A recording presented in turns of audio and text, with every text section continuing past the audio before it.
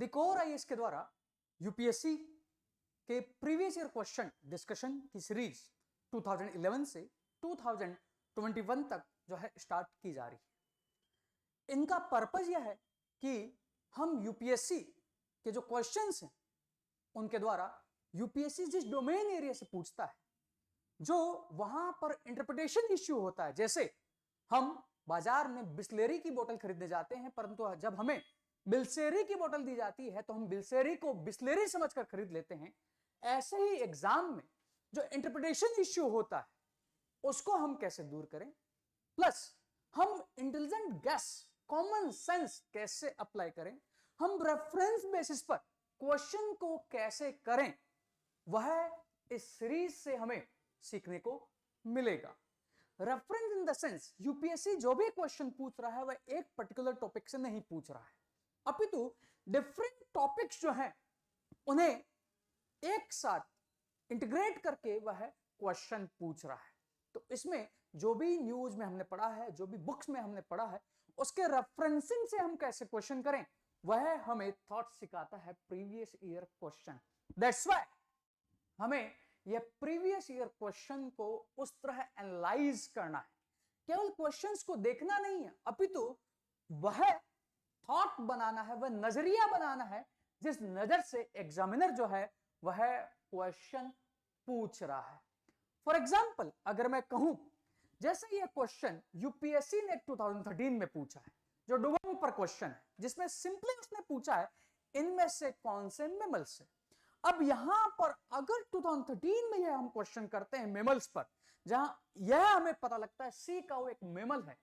तो वही क्वेश्चन 2015 में यूपीएससी ने यहां पर सिंपली पूछा है with reference dugong A mammal, जहां इसने सिंपली क्लैरिफाई किया है और उसके बाद ये स्टेटमेंट पूछे। तो अगर हम वह प्रीवियस ईयर क्वेश्चन की सीरीज को सिमिलर क्वेश्चन को अगर हम देखें और नेक्स्ट ईयर में वह क्वेश्चन क्या पूछ रहा है, किस तरीके से पूछ रहा है, अगर वह एनालाइज करें तो हमें यूपीएससी जो है, जो प्रीलिम्स है, वह थोड़ा उसकी अंडरस्टैंडिंग करने में आसानी होगी। इसी पर 2013 में यूपीएससी ने डिफरेंट तरीके से क्वेश्चन पूछ लिया, जहां ये थर्ड स्टेटमेंट जो है some species of marine mammals are herbivore, अभी मैंने वर्ड बोला रेफरेंसिंग से हमें क्वेश्चन करना होता है, तो अगर हमें डुगोंग पता होता तो डुगोंग की सहायता से हम इसको कर लेते कि यह सही होगा। अगर वह रेफरेंसिंग स्ट्रांग है तो हमें इंटेलिजेंट गेसिंग क्या होती है, कॉमन सेंस क्या होता है, वह भी पता लगता है। कई बार प्रीलिम्स में हम 50-50 में जो है अटक जाते हैं, वो 50-50 को भी हम 100% कैसे कन्वर्ट करें और 50-50 में भी हम अपने आप को कैसे रोकें, यह सब कुछ इस पीवाईक्यू सीरीज में जो है पता लगेगा।